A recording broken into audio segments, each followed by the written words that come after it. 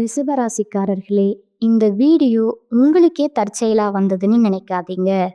இப்போ நீங்க இந்த ரிஷபராசி பலன் பார்க்குறீங்கன்னா, அதுக்கு பின்னால ஒரு காரணம் இருக்குங்க. சமீப காலமா மனசுல ஏதோ ஒரு குழப்பம் அல்லது எப்ப நல்ல மாற்றம் வரும்னு ஒரு கேள்வி இருந்தா, அந்த கேள்விக்கான பதில தேடி தான் இப்போ நீங்க இங்க வந்திருக்கீங்க. வணக்கமுங்க. வேகத்துடனும் அதே சமயம் விவேகத்துடனும் செயல்படக்கூடிய ரிஷபராசிக்கு தலைப்பு என்ன போட்டிருக்கோம்? மார்ச் 30ஆம் தேதிக்கு பிறகு இதுதாங்க ரிஷபராசிக்கு நடக்க போகுதுன்னு போட்டிருக்கோம். அது எப்படிங்க அப்படின்னு யோசிப்பீங்க. ஆமாங்க, உங்களுடைய ஜாதகம் எங்க கையில இல்லைங்க. உங்களுடைய பேர் தெரியாதுங்க.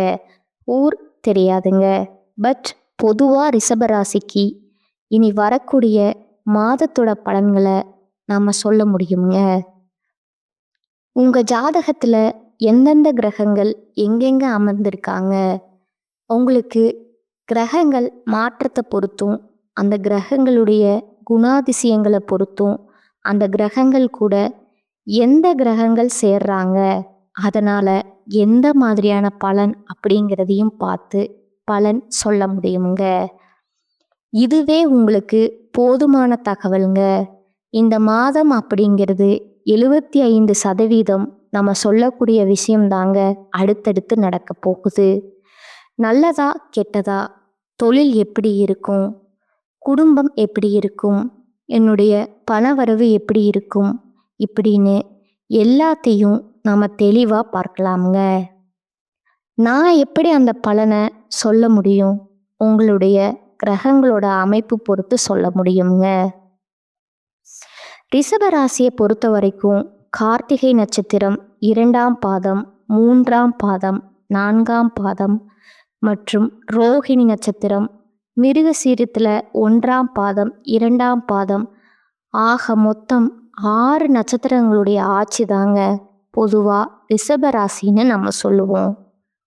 சரி, அது ஒரு பக்கம் இருக்க, கிரக நிலைகள்னு பார்த்தோம்னா உங்களுடைய கிரக நிலை பார்த்தீங்கன்னா தன வாக்கு குடும்பஸ்தானத்தில் குரு பகவான் வக்கர நிலையில் இருக்கிறாருங்க.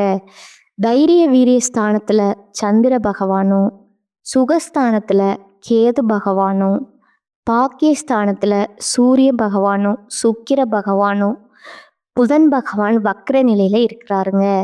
மேலும் சனி பகவானும் ராகு பகவானும் செவ்வாயும் இருக்கிறாங்கங்க. ஸோ கிரகங்கள் பார்த்தீங்கன்னா இந்த மாதிரி தான் பலம் வரப்போகிறாங்க. இதனை அடிப்படையாக வச்சு பார்க்குறப்போ ரிஷபத்துக்கு நீங்கள் சிக்கனமாக நடந்து கொள்ளக்கூடியவங்க தாங்க. தேவை அறிந்து தான் உங்களுடைய செலவே இருக்குமுங்க. இந்த மாதத்தை பொறுத்த வரைக்கும் உங்களுடைய ராசிநாதன் சுக்கிரன் 6ஆம் ஸ்தானத்தில் மறைந்திருக்கிறதுனால, அவர் ஆட்சி பெற்று சஞ்சாரம் செய்கிறதுனால உங்களுடைய அறிவுத்திறன் அப்படிங்கிறது அதிகரிக்குமுங்க.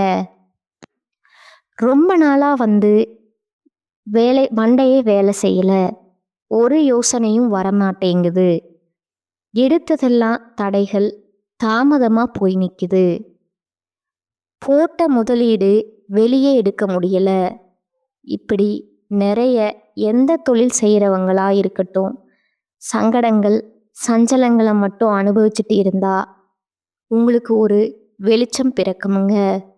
உங்களது பேச்சை மற்றவங்க கேட்டு மயங்குவது போல இருக்குமுங்க.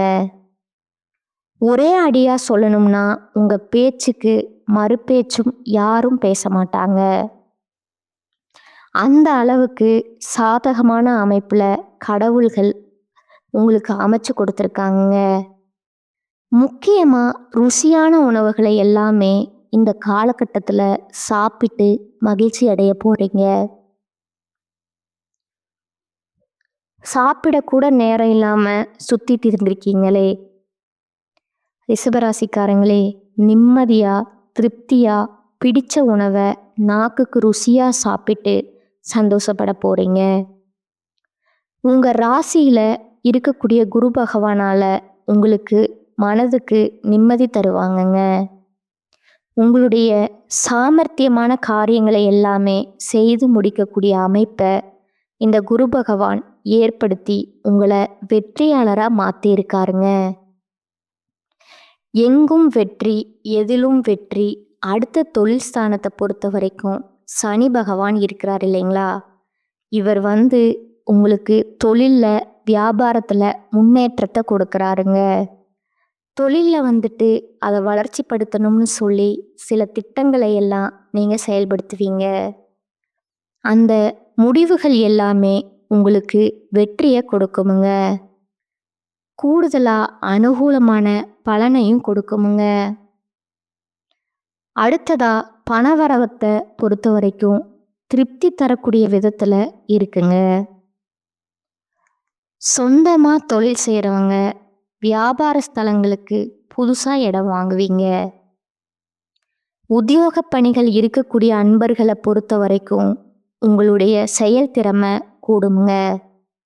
உங்களுடைய பயணங்களாலேயும் உங்களுக்கு அனுகூலமான பலன் உண்டுங்க. பணி நிமித்தமா கொஞ்சம் அலைய வேண்டி இருந்தாலும் அது உங்களுக்கு சாதகமான பலனை கொடுக்குங்க. குடும்பஸ்தானத்தை செவ்வாய் பகவான் அலங்கரிக்கிறதுனால குடும்பத்துல சிறிது நிம்மதி குறையிற மாதிரி உங்களுக்கு தோன்றுமுங்க. சுற்றத்தாருடைய வருகை அப்படிங்கிறது இந்த காலகட்டத்தில் உங்களுக்கு கொஞ்சம் மகிழ்ச்சி தரக்கூடிய விதத்தில் இருக்குங்க. ஏன்னா உறவுக்காரங்க அப்படின்னா ரிஷப ராசிக்கு 7ஆம் பொருத்தம்னே சொல்லலாமுங்க. சரிப்பட்டு வராதுங்க. அடுத்து கணவன் மனைவிக்கிடையே சின்னதா மனஸ்தாபங்கள் வர்றதுக்கு வாய்ப்பு இருக்குங்க. அதனால விட்டு கொடுத்து நடந்துக்கோங்க. பிள்ளைகள் மூலம் மனமகிழ்ச்சி ஏற்படுமுங்க. குடும்பத்துல வருமானம் அதிகரிக்குமுங்க. வீட்டிற்கு தேவையான பொருட்கள் எல்லாமே இந்த காலகட்டத்தில் வாங்கி மகிழ்ச்சி அடைய போறீங்க. உறவுக்காரங்க, நண்பர்கள் மூலம் ஆதாயம் பெற போறீங்க. பெண்களை பொறுத்த வரைக்கும் உங்களுடைய அறிவுத்திறன் அப்படிங்கிறது அதிகரிக்குமுங்க. உங்களுடைய இனிமையான வார்த்தைகளால சிக்கலான காரியத்தை கூட எளிமையா செய்து முடிப்பீங்க. அடுத்து கலைத்துறையில இருக்கக்கூடிய அன்பர்களை பொறுத்த வரைக்கும் பணவரத்து அப்படிங்கிறது தாராளமா இருக்குங்க. எடுத்த முடிவை செயல்படுத்த ஒரு முறைக்கு 2 முறை யோசிப்பது ரொம்பவும் நல்லதுங்க. எந்த ஒரு காரியத்திலையும் அவசர முடிவு எடுக்க மட்டும் வேண்டாங்க. ஆனா இந்த காலகட்டத்தில் மற்றவங்களும் உங்களை அவசரப்படுத்துவாங்க. அதுக்கெல்லாம் இடம் கொடுக்காதீங்க. தேவையற்ற வீண் வாக்குவாதங்களால உங்களுக்கு பகை வளர்றதுக்கு வாய்ப்பு இருக்கிறதுனால அதையும் கொஞ்சம் பார்த்துக்கோங்க. அடுத்ததா அரசியல் துறையில் இருக்கக்கூடிய அன்பர்களுக்கு வீண் அலைச்சல்களுக்கு பிறகு எந்த ஒரு காரியமும் நடக்குமுங்க. வேலை தொடர்பா கொஞ்சம் அலைய வேண்டி இருக்குமுங்க. வர வேண்டிய பாக்கிகள் தாமதமா சேருமுங்க. மாணவர்களை பொறுத்த வரைக்கும் கல்வியில முன்னேற்றம் உண்டாகுமுங்க. எதிர்காலத்தை கருத்தில் கொண்டு சில திட்டங்களை ஆலோசித்து நடைமுறைப்படுத்தினீங்க அப்படின்னா எங்கும் வெற்றி, எதிலும் வெற்றிங்க. மாணவர்களுக்கு இப்போ வரைக்கும் நம்ம பார்த்தது மார்ச் 30ஆம் தேதிக்கு பிறகு ரிஷபராசியின் பொது பலன்ங்க. இப்போ நம்ம நட்சத்திர பலன்களை பார்த்தோம்னா கூடுதல் விவரங்களாக இருக்கும் இல்லையா? அந்த வகையில் கார்த்திகை நட்சத்திரம் 2ஆம் பாதம், 3ஆம் பாதம், 4ஆம் பாதத்தில் இருக்கக்கூடியவங்களுக்கு, உத்தியோகத்தில் இருக்கக்கூடிய அன்பர்களுக்கு வீண் அலைச்சல்கள் ஏற்பட்டாலும் ஒரு முடிவு எடுக்கிறதில்ல. நீங்கள் எதிர்பார்த்தபடியே காரியம் நடக்குங்க. ஒரு செயல்பாடு நீங்கள் என்ன நினைக்கிறீங்க, இந்த வேலையை செஞ்சு முடிக்கணும்ப்பா அப்படின்னு நினைக்கிறீங்க இல்லையா? நீங்க நினைச்ச மாதிரியே எவ்வளவு தடைகள், தாமதங்கள் வந்தாலும் உங்களுக்கு நினைச்ச மாதிரியான ரிசல்ட் கிடைக்குங்க. சக ஊழியர்கள் உங்களுக்கு ஆதரவா இருப்பாங்க. உத்தியோக பணிகள்ல இருக்கக்கூடிய அன்பர்களுக்கு குடும்பத்தை பொறுத்த வரைக்கும் கணவன் மனைவி 2 பேருமே மனசு விட்டு பேசுனீங்க அப்படின்னா ரொம்பவே நல்லதுங்க. குடும்ப விஷயங்களை அடுத்தவங்க கிட்ட ஆலோசனை கேட்டீங்க அப்படின்னா இது உங்களுக்கு நல்லது கிடையாதுங்க. முடிஞ்ச அளவுக்கு குடும்ப விஷயத்த உங்களுக்குள்ளேயே வச்சு கணவன் மனைவி மட்டுமே மற்றும் குடும்பத்தார்கிட்ட மட்டுமே பேசி ஆலோசிப்பது நன்மையை கொடுக்குமுங்க. குழந்தைகள் முன்னேற்றத்துல அக்கறை காட்டுவீங்க. அதே மாதிரி சொந்தக்காரங்க கிட்ட பேசுறப்பவும் சரி, ஃப்ரெண்ட்ஸ் கிட்ட பேசுறப்பவும் சரி, கவனமா பேசி பழகுவது நல்லதுங்க. அடுத்ததா இருக்கக்கூடியவங்க ரோகிணி நட்சத்திரக்காரங்க. இந்த காலகட்டத்துல எதிர்பாராத பண உதவிகள் கிடைக்குங்க. கடும் ஜுரம், விவாதங்கள், கலகம், அடுத்த வீட்டாருடன் சதா சண்டை அந்த இதெல்லாம் ஈடுபடுவதற்கு வாய்ப்பு இருக்கிறதுனால ரொம்பவே கவனமா இருக்கணுமுங்க. பேச்சுல நிதானத்தை கடைப்பிடிங்க. யாருடைய தூண்டுதலுக்கும் செவி சாய்க்காமல் இருந்தீங்க அப்படின்னாவே நல்லது. உங்களுக்கு என்ன தோணுது அதை மட்டும் செய்யுங்க. அவன் சொன்னா, இவன் சொன்னா, அவங்க சொன்னாங்க, இவங்க சொன்னாங்கன்னு எந்த ஒரு விஷயத்தையும் காதுக்கு கொண்டு வராதீங்க. அது உங்களுக்கு நல்லது இல்லைங்க.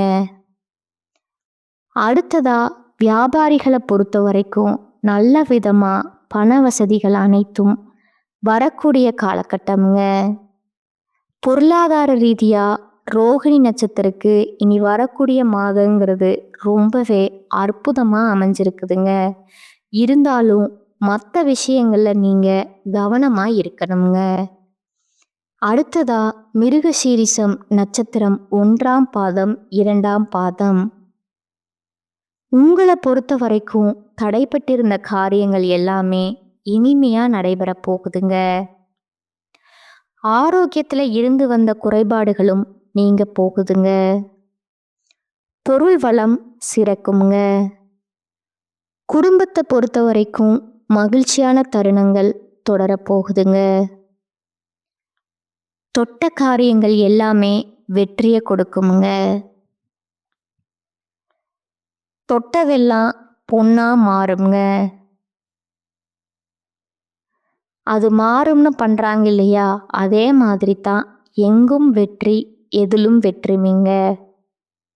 மண்ணை தொட்டாலும் பொண்ணா மாறுமுங்க. நீங்க இனிமையா பேசுறதுனால நீங்க இனிமையா பேசுறதுல வல்லவர்கள் தானே. இதன் காரணமா நீங்க காரியங்களை சாதித்து கொள்வீங்க. மிருகசீரிஷம் நட்சத்திரத்திற்கு ரொம்ப அற்புதமான மாதமா அமைஞ்சிருக்குதுங்க. எதையும் குத்தம் குறையா சொல்ல முடியாது. பொதுப்படியா சொல்லணும்னா ரிஷபராசியை பொறுத்த வரைக்கும் ஏற்றம் அதிகமாகவும் இரக்கம் அப்படிங்கிறது ஒரு சில இடங்கள்ல மட்டும்தான் இருக்குங்க. இனி வரக்கூடிய மாதத்தில் பலன்களை சொல்லலாமுங்களா? பொதுப்படியா ரிஷபராசிக்கு பரிகாரம்னு கேட்டீங்கன்னா வெள்ளிக்கிழமைகள் தோறும் சிவபெருமான் ஆலயத்துக்கு சென்று கோவில வலம் வர அதிர்ஷ்டம் உண்டாகுமுங்க. நினைச்ச காரியம் நினைச்சபடியே கை கூடுமுங்க. தடைகள் தாமதங்கள் விலகுமுங்க. குடும்பத்துல இருக்கக்கூடிய சங்கடங்கள் விலகி சந்தோஷம் நிலைக்குமுங்க. அதிர்ஷ்டமான கிழமைகள்னு பார்த்தோம்னா வளர்பிறையில ஞாயிறு, திங்கள், வியாழன். அதுவே தேய்பிறைய பார்த்தோம்னா ஞாயிறு மற்றும் திங்கள்ங்க உங்களுக்கு அதிர்ஷ்டத்தை தருங்க. இனி வரக்கூடிய நாட்கள்ல எங்கும் கவனம், எதிலும் கவனமுங்க. இப்போ வரைக்கும் பார்த்தது பரிகாரமா இருக்கட்டுமுங்க, அதிர்ஷ்டமான கிழமைகளா இருக்கட்டுமுங்க,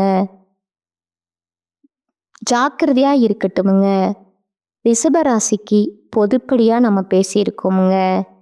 இப்போ நான் தனித்தனியாக நட்சத்திர பலன்களோட பரிகாரங்கள் என்னென்ன அப்படிங்கிறத விரிவாக பார்க்குறோங்க. இந்த தகவல் கூடுதல் விவரங்கள் இருக்கு இல்லையா, அந்த வகையில் கார்த்திகை நட்சத்திரம் 2ஆம் பாதம், 3ஆம் பாதம், 4ஆம் பாதம் உங்களுக்கான பரிகாரம் பார்த்தீங்கன்னா, மகாலட்சுமி தாயாரை வெள்ளிக்கிழமைகளை வழிபாடு செய்ய நன்மைகள் அதிகரிக்குமுங்க, சங்கடங்கள் நீங்குமுங்க. 2ஆவதா ரோகிணி நட்சத்திரத்தை பொறுத்த வரைக்கும் தெளிவான சிந்தனையோடு வரக்கூடிய உங்களுக்கு பரிகாரம் அப்படின்னு கேட்டிங்கன்னா, குலதெய்வத்தை வழிபாடு செய்ய உங்களுடைய முயற்சிகள் எல்லாமே வெற்றியாக மாறுமுங்க.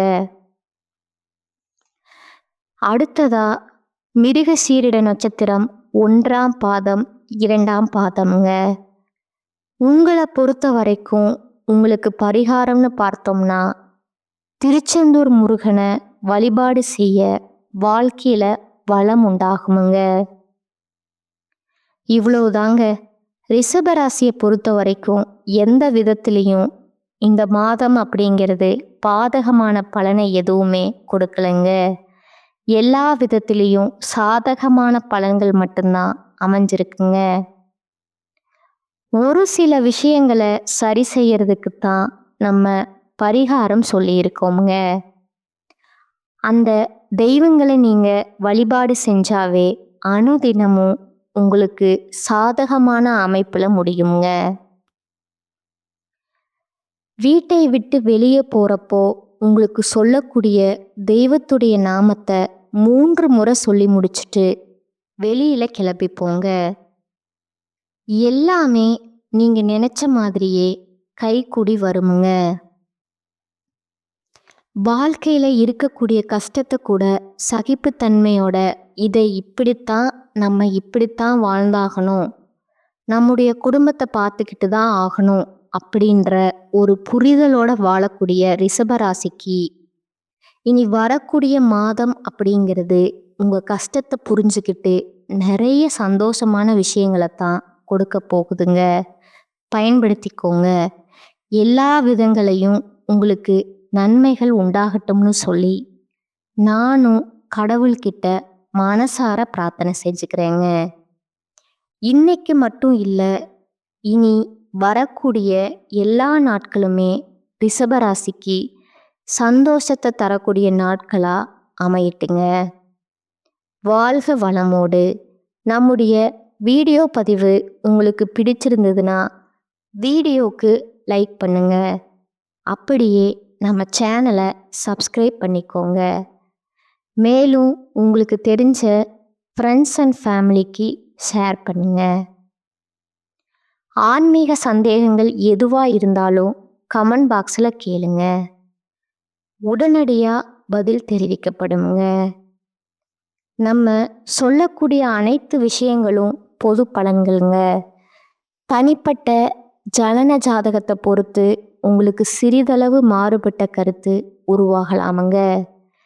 75% நம்ம சொல்லக்கூடிய விஷயங்கள் தான் பலித்தமாகுங்க. மீதி இருக்கக்கூடிய 25% உங்களுடைய பிறப்பு ஜாதகத்தை பொறுத்து மாறுபடுங்க. ஆனால் நம்ம சொல்லக்கூடிய இந்த விஷயங்களே போதுமானது, அவ்வளவுதாங்க. இதை மட்டும் கரெக்டாக கொஞ்சம் ஃபாலோ பண்ணிக்கோங்க. 4 பேருக்கு நல்லது நினைக்கக்கூடிய ரிஷபராசிக்கு இனி எல்லாமே நல்லதாகவே நடக்கட்டுங்க. வாழ்க வளமோடு நலமோடு, வாழ்க பல்லாண்டு. நன்றி, வணக்கம்.